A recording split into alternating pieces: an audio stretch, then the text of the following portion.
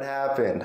I swear they told me it was going to be different. But apparently, it doesn't matter if it's played in Buffalo or if it's played in Arrowhead. As long as Patrick Mahomes is the quarterback for the Kansas City Chiefs, they will always find a way in the playoffs as yet again they advance to another AFC Championship game, defeating the Buffalo Bills by a final score of 27-24. Today, I will give you my initial takeaways from the game. Now with that, let's cut the chit chat and let's have some fun.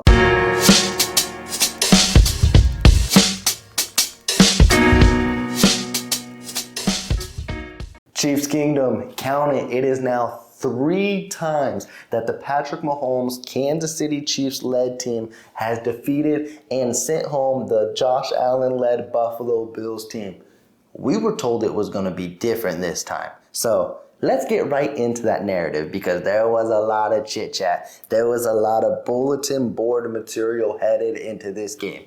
And you know when you give this team a chip on their shoulder, they feed off of it. It makes them more hungry and going. And the main one headed into it was, this was Patrick Mahomes' first road test of his career in the playoffs, which is crazy to think that we're going to use that as a negative when we should look at it as a huge accomplishment. Mahomes has been in the league, 6-7 years as a starter, taking this team now to an AFC Championship in every single year of his career. And we're going to doubt him on the road? Well, he proved the doubters wrong yet again.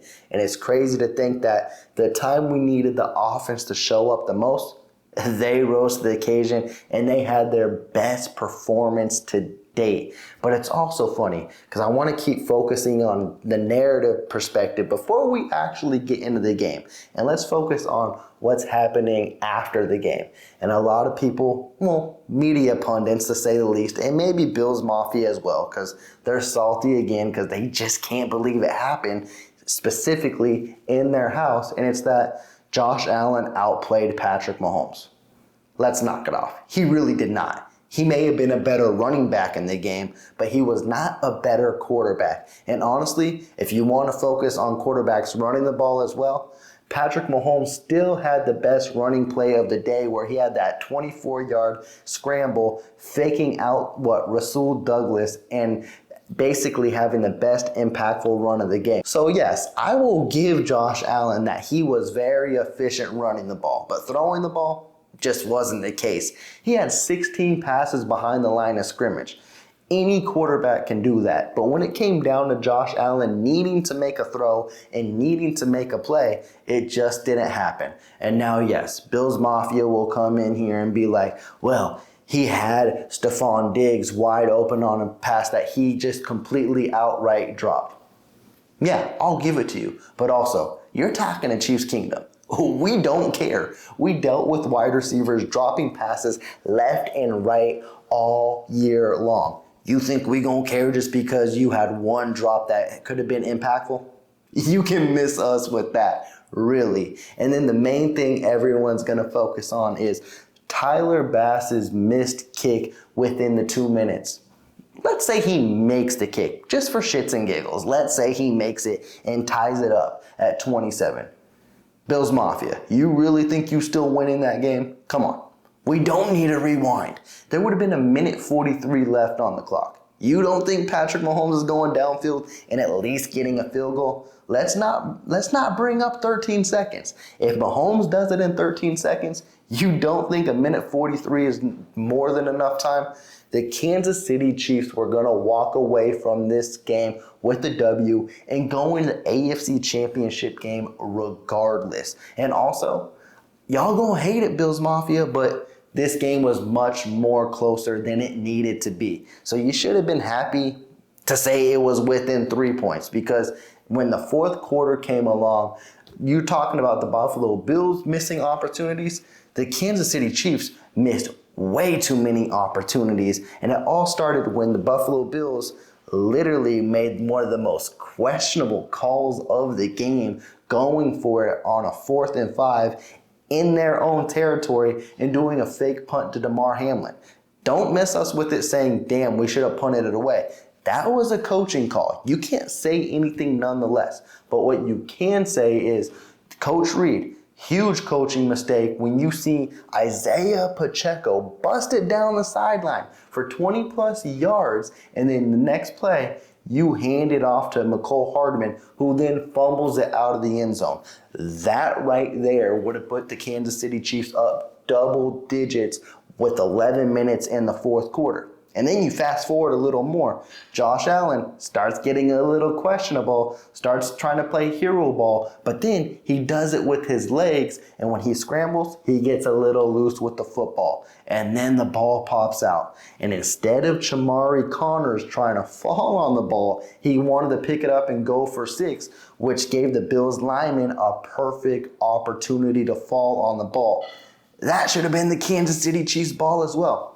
But I'm not done there yet, because he literally should have thrown an interception to at least Trent McDuffie. And if Trent McDuffie wasn't in the way, L'Jarius Sneed probably has a pick 6. So you guys can nitpick and say you guys should have went to the AFC Championship game. Honestly, it should have been a blowout, and the Kansas City Chiefs should have won by double digits. But we gonna get off that soapbox, and I'm gonna get off my high horse a little bit, because I felt like I needed to gloat and let it out a little, because, man, out of every fan base, Bills Mafia has just been on one, thinking it was their time. And when you give the Kansas City Chiefs that kind of bulletin board material, they gonna run with it, and they gonna play their best ball. And that's what they did, at least on the offensive side of the ball. So let's talk about the offense, because, man, oh man, I was glad to see them put up their best performance. And speaking of the road warrior mentality, I think this team likes to play on the road more than they like to play at home. And that may be an advantage to them. We've seen it during the game. We've seen it after the game. They embraced the atmosphere. They embraced the crowd throwing snowballs at them, cussing them out. That just made them play better. And honestly, that should be huge going into Baltimore. I don't know what kind of atmosphere is going to be in Baltimore, but if it's anything like this, that just fuels the fire. But let's get past that. I'm getting carried away, getting too caught up. But going back to the offense, I was excited to see the main featured players that should have been focused on this game were. And we're going to start with Patrick Mahomes, because you look at the stat line, it's nothing sexy, it's nothing crazy, but it's very efficient football. He threw for over 215 yards, I believe. It may have been over 250 yards. My dyslexia might be kicking in there. But he had 2 touchdowns, played a really, really beautiful game. And we know when it comes playoff time, as I mentioned, he will use his legs. And speaking of players using their legs, Isaiah Pacheco. He didn't see the ball as many times as I wanted. I said in the playoffs, he needs to see the ball 20 plus times.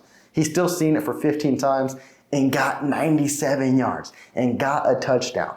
It was a thing of beauty. And then you counted on your guys like Travis Kelce.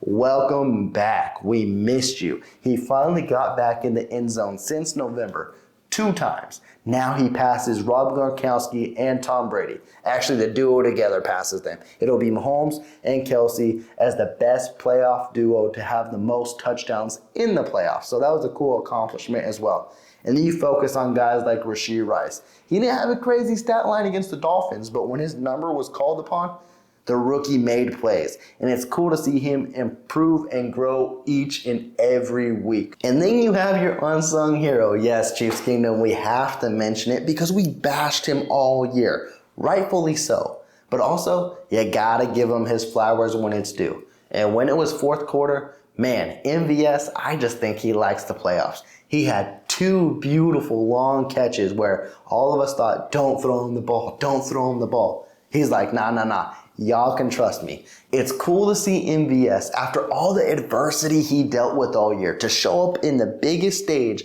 with the time coming down to make huge, impactful plays like this. And also, in a game like this, we all mentioned one area it was going to be won in. And it was going to be one in the trenches. And the Kansas City Chiefs O-line yet again rose to the occasion. And the Bills' defensive line is nothing to sleep on, as we previewed this game as well.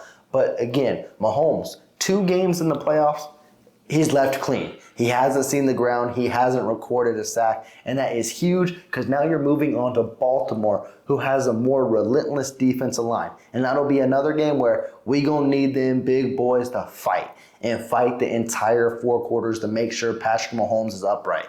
Because if number 15 is held upright, he's going to make a play, and he's going to find a way to win the game. That's the biggest thing of all. And the last guy I want to highlight on the offense, because he was another one before this year, was receiving a lot of scrutiny. But CEH, Clyde Edwards-Helaire, boy, we are happy to have you as RB number 2. The holes he finds and the explosion he finds, he may not look like the fastest player, but man, you can see how much he has matured. And just rewinding to last year, literally, after the Kansas City Chiefs won the Super Bowl, we were all writing him off and we wanted him out of there because I remember when he didn't show up to the Kansas City Chiefs Super Bowl parade and he showed up to the fashion show in New York, we're like, oh, he doesn't want to be a part of this team, so get him off. Nah, you have a role, and I hope the Kansas City Chiefs re-sign him because I love the dynamic duo with Isaiah Pacheco and Clyde Edwards-Helaire. Clyde Edwards-Helaire is a legit playmaker on this team, whether he's running the ball or whether he's receiving the ball. And I think Coach Reid finally found that balance. You give the majority of the workload to Isaiah Pacheco, and then when he comes out, you give those few carries to Clyde Edwards-Helaire, and he will work. He will run, and he will do his thing.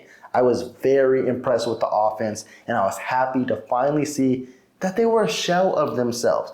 It definitely wasn't their old selves, but man, it was good to see them being explosive. The fact that they had 8 20-plus yard plays is crazy because that's something they struggled with throughout the year.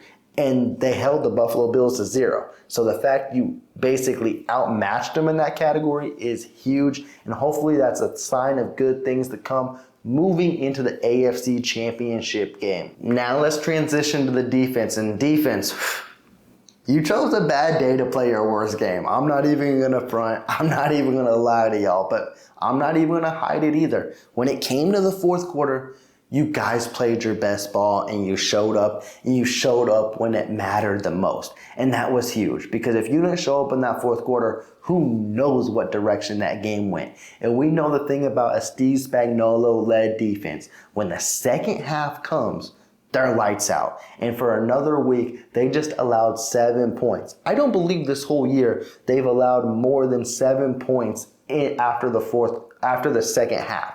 That's huge. They may be trying to find their way in the first half, but when they get it clicking, when they make their adjustments, it is huge. And my main concern going into Baltimore, and of course we're going to talk about it previewing the game, is the Kansas City Chiefs defense got ate up in the run game. And Baltimore does it better than anybody, and specifically Lamar Jackson. So if you thought Josh Allen was running over us, Lamar Jackson has become a better pocket quarterback, but he's the most explosive quarterback in the league. He will not be afraid to use his legs. And they just signed Dalvin Cook. Justice Hill as well has been a very good running back for them. So the Chiefs need to find something this week to make sure they stop the run. And honestly, you want to force the Ravens to throw. Because if you force the Ravens to throw, I'm taking the Kansas City Chiefs all day, every day. And also that was the thing I was looking in this game as well. Force the Bills to throw, because if you do, it's advantage KC. And we saw that in the 4th quarter. Once the Bills had to tilt their hand to throw in the ball, we saw that Kansas City Chiefs defense come to light. So hopefully when the Chiefs take on the Ravens, they get it clicking early on. They stop the run. You're not going to stop the run completely. But man, you make some plays, you force Lamar Jackson to throw, and hey, you take what is given, and from there, you just go out and play football. But what you need to do in that game, and it's funny, I'm already going to that game, but also it's talking about this game as well, because in the 4th quarter is when everything changed, and it's the aggression, it's the physicality. And you got to highlight guys like Justin Reed, Chamari Connors. Chamari Connors played a huge role in this game after Edwards got hurt. He played phenomenal. The rookie was everywhere, laying the wood, laying hits, and I'm excited to see how he progresses going into next year as well.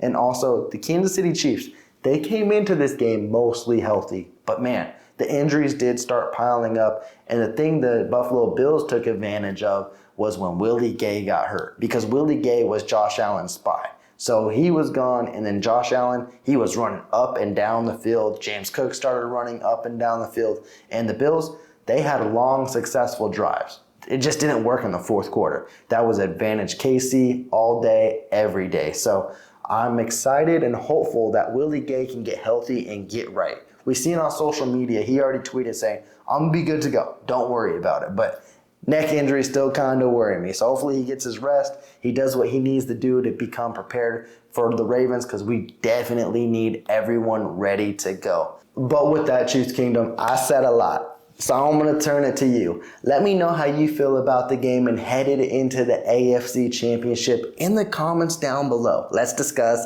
Let's have fun. I'm going to close this off. But please be sure you do subscribe to the channel. And if you do like this video, please leave that big thumbs up. I'm checking out. Y'all take care. Peace.